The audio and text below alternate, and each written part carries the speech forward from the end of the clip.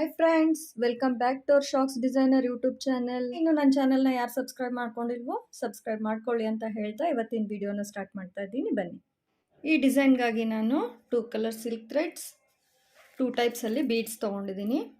Ring bead, as usual ಇದರೊಳಗೆ fit ಆಗೋ ಥರ ಬೀಡ್ಸ್. ಇದು ಯಾವ ಥರನಾದರೂ ತೊಗೋಬೋದು. ನಿಮಗೆ ಈ ಥರ ಫಿಟ್ ಆಗೋ ಥರ ಬೀಡ್ಗಳನ್ನು ರಿಂಗ್ ಬೀಡಲ್ಲಿ ಮಧ್ಯೆ ಇನ್ಸರ್ಟ್ ಮಾಡೋ ಥರ ಒಂಥರ ಬೀಡು ಮತ್ತು ರಿಂಗ್ ಬೀಡು 2 ಟೈಪ್ಸಲ್ಲಿ ಬೀಡ್ಸ್ ತೊಗೊಂಡಿದ್ದೀನಿ. ಕುಚ್ಚು ಕಟ್ಟಲಿಕ್ಕೋಸ್ಕರ ಜರಿ ಥ್ರೆಡ್, 10 ನಂಬರ್ ಕ್ರೋಶಾ ನೀಡಲ್, ಹಾಗೆ ಕಟರ್. ನಾನು ಈಗ ಸ್ಯಾರಿ ಕಲರಲ್ಲಿ ಆರಳೆ ದಾರನ ರೆಡಿ ಮಾಡ್ಕೊಂಬಿಟ್ಟು ಇಲ್ಲಿ ನಾಟ್ ಹಾಕ್ಕೊಂಬಿಟ್ಟು ರೆಡಿ ಮಾಡ್ಕೊಂಡಿದ್ದೀನಿ. ಅದನ್ನು ನಾನಿಲ್ಲಿ ಫಸ್ಟ್ ಸ್ಯಾರಿಗೆ ಲಾಕ್ ಮಾಡ್ಕೊಳ್ತಾ ಇದ್ದೀನಿ.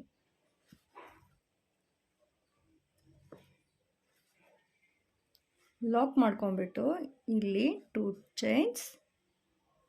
ಚೈನ್ಸ್ ಹಾಕಿ ಅಲ್ಲಿಂದ ಡೈರೆಕ್ಟಾಗಿ ಸೂಜಿ ಮೇಲೆ ದಾರ ಸುತ್ಕೊಂಡ್ಬಿಟ್ಟು ಇದೇನು ನಾವು 2 ಚೈನ್ಸ್ ಹಾಕಿದ್ವಿ ಅಲ್ವಾ, ಇಲ್ಲಿ ಲಾಕ್ ಮಾಡಿದ್ವಿ ಅಲ್ವಾ, ಅದ್ರ ಪಕ್ಕದಲ್ಲೇ ಒಂದು ಡಬಲ್ ಕ್ರೋಶಾ ಇನ್ಸರ್ಟ್ ಮಾಡಿಬಿಟ್ಟು ದಾರ ತೆಗೆದು 2ರಿಂದ 1 ಮತ್ತು 2ರಿಂದ 1 ಮಾಡಿದಾಗ ಒಂದು ಡಬಲ್ ಕ್ರೋಶಾ ರೆಡಿ ಆಗುತ್ತೆ. ಈಗ ಅದ್ರ ಪಕ್ಕದಲ್ಲೇ ಮತ್ತೆ ಒಂದು ಡಬಲ್ ಕ್ರೋಶಾ ದಾರದ ಮೇಲೆ ಸೂಜಿ ಮೇಲೆ ದಾರ ಸುತ್ಕೋಬೇಕು. ಸ್ಯಾರಿ ಒಳಗೆ ಅದ್ರ ಪಕ್ಕದಲ್ಲೇ ನಾವು ಅದ್ರ ಬ್ಯಾಕಲ್ಲಿ ಮಾಡಿರುವಂಥ ಡಬಲ್ ಕ್ರೋಶಾ ಪಕ್ಕದಲ್ಲೇ ಥ್ರೆಡ್ ನೀಡಲ್ ಚುಚ್ಚಿಬಿಟ್ಟು ದಾರ ತೆಗೆದು ಮತ್ತೆ 2ರಿಂದ 1 2ರಿಂದ 1 ಅದೇ ಥರನೇ ಮತ್ತೆ ಅದ್ರ ಪಕ್ಕದಲ್ಲಿ ಮತ್ತೆ ಒಂದು ಡಬಲ್ ಕ್ರೋಶಾ,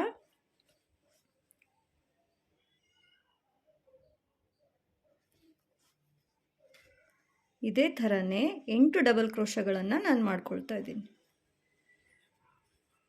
ಇದೇನು ಫಸ್ಟಿಗೆ ನಾವು 2 ಚೈನ್ ಹಾಕಿದ್ವಿ ಅಲ್ವಾ, ಅದನ್ನು ಒಂದು ಡಬಲ್ ಕ್ರೋಶಾ ಅಂತ ಕನ್ಸಿಡರ್ ಮಾಡಿಬಿಟ್ಟು ಟೋಟಲಾಗಿ ಇಲ್ಲಿ 8 ಡಬಲ್ ಕ್ರೋಶಾಗಳನ್ನು ಮಾಡ್ಕೋಬೇಕು.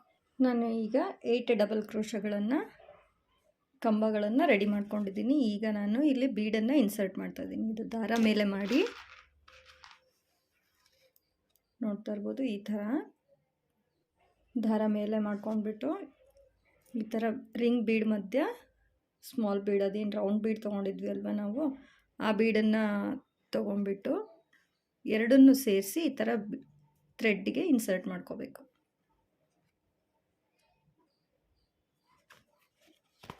ಇನ್ಸರ್ಟ್ ಮಾಡಿ ಬೀಡ್ ಲಾಕ್, ಅಲ್ಲಿಂದ ಡೈರೆಕ್ಟಾಗಿ ಮತ್ತೆ ಸೂಜಿ ಮೇಲೆ ದಾರ ಸುತ್ಕೋಬೇಕು. ಅದು ಎಲ್ಲಿಗೆ ಬರುತ್ತೋ ಅಲ್ಲಿಗೆ ಕರೆಕ್ಟಾಗಿ ಡಬಲ್ ಕ್ರೋಶಾ. ಇದು ಬೇಸ್ ಲೈನ್ ಎಲ್ಲ ಬರೀ ಕಂಬಗಳೇ ಬರುತ್ತೆ, ಡಬಲ್ ಕ್ರೋಶಾ ಕಂಬಗಳು.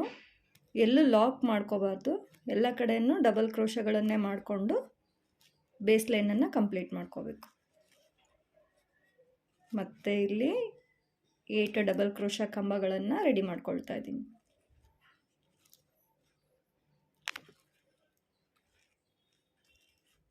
ಇಲ್ಲಿ ಮತ್ತೆ 8 ಡಬಲ್ ಕ್ರೋಶಾ ಆದಮೇಲೆ ಬೀಡನ್ನು ಇನ್ಸರ್ಟ್ ಮಾಡಿಕೊಂಡು ಬೀಡ್ ಲಾಕ್ ಮಾಡ್ಕೊಳ್ತಾ ಇದ್ದೀನಿ. ಇಲ್ಲಿನೂ ಸಹ ಡೈರೆಕ್ಟಾಗಿ ಸೂಜಿ ಮೇಲೆ ದಾರ ಸುತ್ಕೋಬೇಕು. ಅದು ಎಲ್ಲಿಗೆ ಬರುತ್ತೋ ಅಲ್ಲಿಗೆ ಸರಿಯಾಗಿ ಡಬಲ್ ಕ್ರೋಶಾ.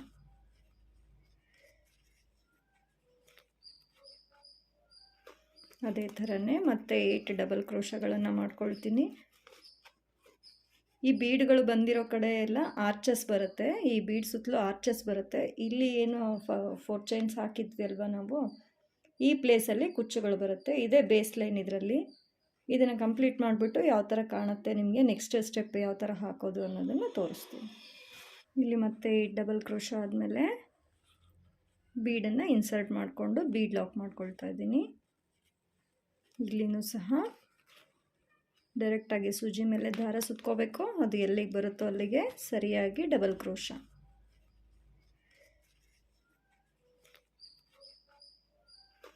ಅದೇ ಥರನೇ ಮತ್ತೆ 8 ಡಬಲ್ ಕ್ರೋಶಾಗಳನ್ನು ಮಾಡ್ಕೊಳ್ತೀನಿ. ಈ ಬೀಡ್ಗಳು ಬಂದಿರೋ ಕಡೆ ಎಲ್ಲ ಆರ್ಚಸ್ ಬರುತ್ತೆ, ಈ ಬೀಡ್ ಸುತ್ತಲೂ ಆರ್ಚಸ್ ಬರುತ್ತೆ. ಇಲ್ಲಿ ಏನು 4 ಚೈನ್ಸ್ ಹಾಕಿದ್ವಿ ಅಲ್ವಾ ನಾವು, ಈ ಪ್ಲೇಸಲ್ಲಿ ಕುಚ್ಚುಗಳು ಬರುತ್ತೆ. ಇದೇ ಬೇಸ್ ಲೈನ್. ಇದರಲ್ಲಿ ಇದನ್ನು ಕಂಪ್ಲೀಟ್ ಮಾಡಿಬಿಟ್ಟು ಯಾವ ಥರ ಕಾಣುತ್ತೆ ನಿಮಗೆ, ನೆಕ್ಸ್ಟ್ ಸ್ಟೆಪ್ ಯಾವ ಥರ ಹಾಕೋದು ಅನ್ನೋದನ್ನು ತೋರಿಸ್ತೀನಿ. ನೋಡಿ, ನಾನು ಇದನ್ನು ಬೇಸ್ ಲೈನನ್ನು ಹಾಕ್ಕೊಂಬಿಟ್ಟು ರೆಡಿ ಮಾಡ್ಕೊಂಡಿದ್ದೀನಿ. ನಾನು ಇಲ್ಲಿ ಕಂಪ್ಲೀಟ್ ಮಾಡ್ಕೊಂಡ್ಮೇಲೆ ಇಲ್ಲಿ 7 ಏಟ್ ಡಬಲ್ ಕ್ರೋಶಗಳನ್ನು ಹಾಕಿದ್ದಲ್ವ, ಇಲ್ಲಿ 6 or 7 ಅಷ್ಟೇ ನನಗೆ ಪ್ಲೇಸ್ ಸಾಕಾಗಿದ್ದಿದ್ದು. ಬಟ್ ಸಾಕಾಗುತ್ತೆ, ಇದು ಆರ್ಚಸ್ಗೋಸ್ಕರ ಇಲ್ಲಿ ಕಂಪಲ್ಸರಿ ಬೇಕೇ ಬೇಕು. ಹಾಗಾಗಿ ಎಷ್ಟು ಸಾಧ್ಯನೋ ಅಷ್ಟನ್ನು ನಾನು ಡಬಲ್ ಕ್ರೋಶಗಳನ್ನು ಹಾಕ್ಕೊಂಬಿಟ್ಟು ಎಂಡಲ್ಲಿ 1 2 3 ಚೈನ್ಸ್ ಎಕ್ಸ್ಟ್ರಾ ಹಾಕಿಬಿಟ್ಟು ಲಾಕ್ ಮಾಡ್ಕೊಂಡಿದ್ದೀನಿ. ಈಗ ನೆಕ್ಸ್ಟ್ ಸ್ಟೆಪ್ ಯಾವ ಥರ ಹಾಕೋದು ಅನ್ನೋದನ್ನು ತೋರಿಸ್ತೀನಿ ಬನ್ನಿ. ನಾನು ಈಗ ಪಲ್ಲು ಕಲರಲ್ಲಿ 7 ದಾರನ ತೊಗೊಂಡಿದ್ದೀನಿ ಈ ಡಿಸೈನ್ಗೆ.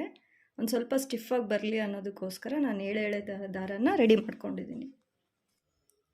ಇಲ್ಲಿ ನಾಟ್ ಹಾಕ್ಕೊಂಬಿಟ್ಟು ನಾನು ಇಲ್ಲಿ ಸ್ಟಾರ್ಟಿಂಗಲ್ಲಿ ಲಾಕ್ ಮಾಡ್ಕೊಳ್ತಾ ಇದ್ದೀನಿ.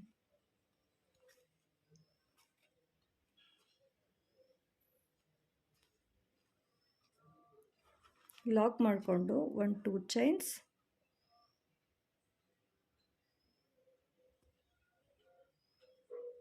2 ಚೈನ್ಸ್ ಹಾಕಿಬಿಟ್ಟು 5 ಈ ಕಡೆಯಿಂದ 5 1 2 3 4 5 5th ಚೈನಿಂದ ಈ ಕಡೆಗೆ ನಾನು ಲಾಕ್ ಮಾಡ್ಕೊಳ್ತಾ ಇದ್ದೀನಿ. ಈ ಕಡೆಯಿಂದ 3rd ಡಬಲ್ ಕ್ರೋಶ ಆದಮೇಲೆ ನಾನಿಲ್ಲಿ ಲಾಕ್ ಮಾಡ್ಕೊಂಡಿದ್ದೀನಿ. ಇಲ್ಲಿಂದ ಡೈರೆಕ್ಟಾಗಿ ಸೂಜಿ ಮೇಲೆ 2 ಸಲ ದಾರ ಸುತ್ಕೊಂಡ್ಬಿಟ್ಟು ಇದು ಏನು ರೌಂಡ್ ರಿಂಗ್ ಬೀಡ್ ತೊಗೊಂಡಿದ್ದೆ ಅಲ್ವಾ, ಅದ್ರ ಒಳಗಡೆಯಿಂದ ನಾನು ತ್ರಿಬಲ್ ಕ್ರೋಶ ಮಾಡ್ಕೊಳ್ತಾ ಇದ್ದೀನಿ. ಅದ್ರ ಒಳಗಡೆಯಿಂದ ತ್ರಿಬಲ್ ಕ್ರೋಶ ಮಾಡಿ ಅಲ್ಲಿಂದ ಮತ್ತೆ 3 ಚೈನ್ ಮಾಡಿಬಿಟ್ಟು ಅದು ಏನು ತ್ರಿಬಲ್ ಕ್ರೋಶ ಮಾಡಿದ್ವಿ ಅಲ್ವಾ, ಅದ್ರ ಒಳಗಡೆಯಿಂದ ಈ ಥರ ಲಾಕ್ ಮಾಡಿದಾಗ ಪಿಕಾಟ್ ರೆಡಿ ಆಗುತ್ತೆ. ಈಗ ಮತ್ತೆ ಸೂಜಿ ಮೇಲೆ 2 ಸಲ ದಾರ ಸುತ್ಕೋಬೇಕು. ಈ ರಿಂಗ್ ಬೀಡ್ ಒಳಗಡೆಯಿಂದ ದಾರ ತೊಗೊಂಡ್ಬಿಟ್ಟು 2ರಿಂದ 1 2ರಿಂದ 1 ಮತ್ತು 2ರಿಂದ 1 ಅಂತ ಈ ಥರ ತೆಗೆದಾಗ ತ್ರಿಬಲ್ ಕ್ರೋಶ ರೆಡಿ ಆಗುತ್ತೆ. ತ್ರಿಬಲ್ ಕ್ರೋಶ ಆದಮೇಲೆ ಮತ್ತೆ 3 ಚೈನ್ಸ್ ಹಾಕಿಬಿಟ್ಟು ಈ ತ್ರಿಬಲ್ ಕ್ರೋಶ ಬ್ಯಾಕ್ ಸೈಡಿಂದ ದಾರ ತೆಗೆದು ಈ ಥರ ಲಾಕ್ ಮಾಡಿದಾಗ ಪಿಕಾಟ್ ರೆಡಿ ಆಯಿತು. ತ್ರಿಬಲ್ ಕ್ರೋಶ ವಿತ್ ಪಿಕಾಟ್ಸನ್ನ ರೆಡಿ ಮಾಡ್ಕೊಂಡಿದ್ದೀನಿ.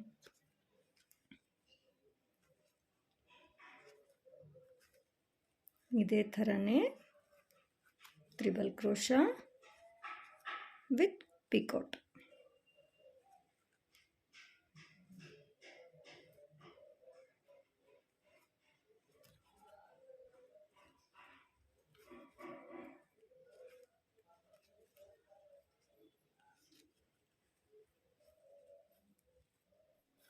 ಹೀಗೇ ಸೂಜಿ ಮೇಲೆ 2 ಸಲ ದಾರ ಸುತ್ಕೋಬೇಕು.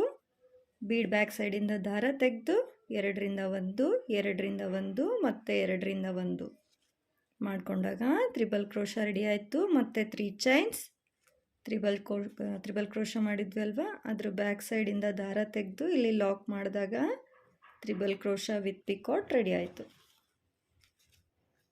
ನೋಡಿ, ಈಗ ನಾನು 10 ಟೈಮ್ಸ್ ತ್ರಿಬಲ್ ಕ್ರೋಶ ವಿತ್ ಪಿಕಾಟ್ಸ್ನ ರೆಡಿ ಮಾಡ್ಕೊಂಡಿದ್ದೀನಿ. ಇಲ್ಲಿನೂ ಸಹ ನಾವು ಯಾವ ಥರ 5 ಡಬಲ್ ಕ್ರೋಶ ಈ ಕಡೆಗೆ ನಾವು ಲಾಕ್ ಮಾಡ್ಕೊಂಡಿದ್ವಿ ಅಲ್ವಾ, ಅದೇ ಥರನೇ ಈ ಕಡೆನೂ 5 ಡಬಲ್ ಕ್ರೋಶಗಳನ್ನು ಬಿಡಬೇಕು. 1 2 3 4 5 5th ಡಬಲ್ ಕ್ರೋಶ ಆದಮೇಲೆ ಇಲ್ಲಿಗೆ ನಾನು ಲಾಕ್ ಮಾಡ್ಕೊಳ್ತಾ ಇದ್ದೀನಿ.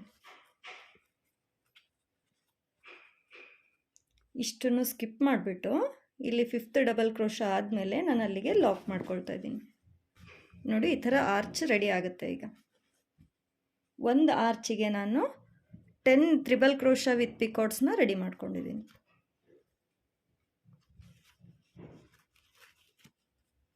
ಇಲ್ಲಿ ಮತ್ತೆ 2 ಚೈನ್ಸ್ ಹಾಕಿಬಿಟ್ಟು ಇಲ್ಲಿ 4 ಡಬಲ್ ಇದನ್ನು ಮಾಡಿದ್ವಿ ಅಲ್ವಾ, ಚೈನ್ಸ್ ಹಾಕ್ಕೊಂಡಿದ್ವಿ ಅಲ್ವಾ, ಇದರಲ್ಲಿ ನಾನು ಸಿಂಗಲ್ ಕ್ರೋಶ ಮಾಡ್ಕೊಳ್ತಾ ಇದ್ದೀನಿ. ಹಾಗೆ ಇದರೊಳಗೆ ಎಷ್ಟು ಸಿಂಗಲ್ ಕ್ರೋಶಗಳಾಗುತ್ತೋ 3 or 4 ಟೈಮ್ಸ್ ಸಿಂಗಲ್ ಕ್ರೋಶಗಳನ್ನು ಫಿಲ್ ಮಾಡ್ಕೊಂಡ್ಬಿಟ್ಟು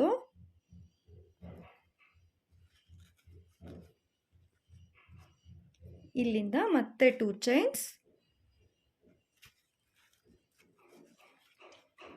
ಚೈನ್ಸ್ ಹಾಕಿ ಮತ್ತೆ ಇಲ್ಲಿ 1 2 3 ಡಬಲ್ ಕ್ರೋಶ ಆದ ನಂತರ ಇಲ್ಲಿಗೆ ನಾನು ಸಿಂಗಲ್ ಕ್ರೋಶ ಮಾಡ್ಕೊಳ್ತಾ ಇದ್ದೀನಿ. ಗೊತ್ತಾಗ್ತಾ ಇದೆ ಅಲ್ವಾ? ಇಲ್ಲಿ 10 ತ್ರಿಬಲ್ ಕ್ರೋಶ ವಿತ್ ಪಿಕಾಟ್ಸ್ನ ರೆಡಿ ಮಾಡ್ಕೊಂಡ್ಬಿಟ್ಟು 5 ಡಬಲ್ ಕ್ರೋಶಗಳ ಕಂಬಗಳ ಆದ ತಕ್ಷಣ ಇಲ್ಲಿ ಲಾಕ್ ಮಾಡಿ ಅಲ್ಲಿಂದ ಮತ್ತೆ 2 ಚೈನ್ಸ್ ಹಾಕಿಬಿಟ್ಟು ಇಲ್ಲಿ 4 ಚೈನ್ಸ್ ಗ್ಯಾಪ್ ಏನಿತ್ತು ಅಲ್ವಾ, ಕುಚ್ಚು ಕಟ್ಟಲಿಕ್ಕೋಸ್ಕರ ನಾವು ಬಿಟ್ಕೊಂಡಿರೋವಂಥ ಪ್ಲೇಸು, ಅಲ್ಲಿ ಸಿಂಗಲ್ ಕ್ರೋಶಗಳನ್ನು ಮಾಡ್ಕೊಂಡ್ಬಿಟ್ಟು ನಾನಿಲ್ಲಿ ಫಿಲ್ ಮಾಡ್ಕೊಂಡಿದ್ದೀನಿ. ಇಲ್ಲಿ ಏನು ವರ್ಕ್ ಬರೋದಿಲ್ಲ, ಕುಚ್ಚು ಬರೋದಕ್ಕೋಸ್ಕರ ಅಂತ ಇಲ್ಲಿ ಫಿಲ್ ಮಾಡ್ಕೊಂಡ್ಬಿಟ್ಟು ಇಲ್ಲಿಂದ ಮತ್ತೆ 2 ಚೈನ್ಸ್ ಹಾಕಿ 3 ಡಬಲ್ ಕ್ರೋಶ ಕಂಬಗಳಾದ ತಕ್ಷಣ ಲಾಕ್ ಮಾಡ್ಕೊಂಡಿದ್ದೀನಿ. ಇಲ್ಲಿಂದ ಮತ್ತೆ ಸೇಮ್ ಸೂಜಿ ಮೇಲೆ 2 ಸಲ ದಾರ ಸುತ್ತಕೊಂಡು ಬೀಡ್ ಬ್ಯಾಕ್ ಸೈಡಿಂದ ಥ್ರೆಡ್ನ ತೆಗೆದು 2ರಿಂದ 1 2ರಿಂದ 1 2ರಿಂದ 1 ತೆಗೆದಾಗ ತ್ರಿಬಲ್ ಕ್ರೋಶ ಆಯಿತು. ಮತ್ತು ಅಲ್ಲಿಂದ 3 ಚೈನ್ಸ್, ಆ ತ್ರಿಬಲ್ ಕ್ರೋಶ ಬ್ಯಾಕ್ ಸೈಡಿಂದ ದಾರ ತೆಗೆದು ಲಾಕ್ ಮಾಡಿದಾಗ triple crochet with picot ready ಆಯಿತು. ಇದೇ ಥರನೇ ಸೇಮ್ ಈ ಆರ್ಚಲ್ಲಿ ಯಾವ ಥರ ರೆಡಿ ಮಾಡ್ಕೊಂಡ್ವಿ ಅಲ್ವಾ, 10 ತ್ರಿಬಲ್ ಕ್ರೋಶ ವಿತ್ ಪಿಕಾಟ್ಸು ಇದೇ ಥರನೇ ರೆಡಿ ಮಾಡ್ಕೊಂಡ್ಬಿಟ್ಟು ಮಧ್ಯದಲ್ಲಿ ಕುಚ್ಚು ಬರೋ ಥರ ರೆಡಿ ಮಾಡಿ ಕಂಪ್ಲೀಟ್ ಆದಮೇಲೆ ಯಾವ ಥರ ಕಾಣುತ್ತೆ ಅನ್ನೋದನ್ನು ನಿಮಗೆ ತೋರಿಸ್ತೀನಿ ಬನ್ನಿ. ನೋಡಿ, ಕಂಪ್ಲೀಟ್ ಆಗಿದೆ ಈಗ ಈ ಡಿಸೈನು. ಕಂಪ್ಲೀಟ್ ಆದಮೇಲೆ ಇಲ್ಲಿ ಎಕ್ಸ್ಟ್ರಾ 2-3 ಚೈನ್ಸ್ ಹಾಕೊಂಡ್ಬಿಟ್ಟು ನಾನಿಲ್ಲಿ ಲಾಕ್ ಮಾಡ್ಕೊಂಡಿರೋವಂಥದ್ದು.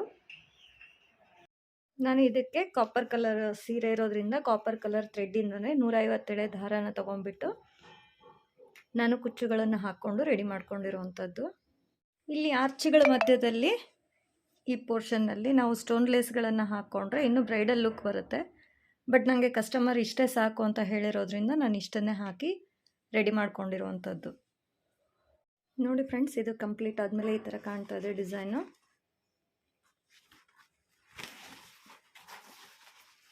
ಈ ಡಿಸೈನ್ ಹೇಗೆ ಅನ್ನಿಸ್ತು ಅನ್ನೋದನ್ನು ಕಮೆಂಟ್ ಬಾಕ್ಸಲ್ಲಿ ತಿಳಿಸಿ. ಹಾಗೆ ಈ ವಿಡಿಯೋ ಇಷ್ಟ ಆದಲ್ಲಿ ಲೈಕ್ ಮಾಡಿ, ಶೇರ್ ಮಾಡಿ ಮತ್ತು ಸಬ್ಸ್ಕ್ರೈಬ್ ಮಾಡ್ಕೊಂಡು ನೋಡೋದನ್ನು ಮಾತ್ರ ಮರಿಬೇಡಿ. Thank you.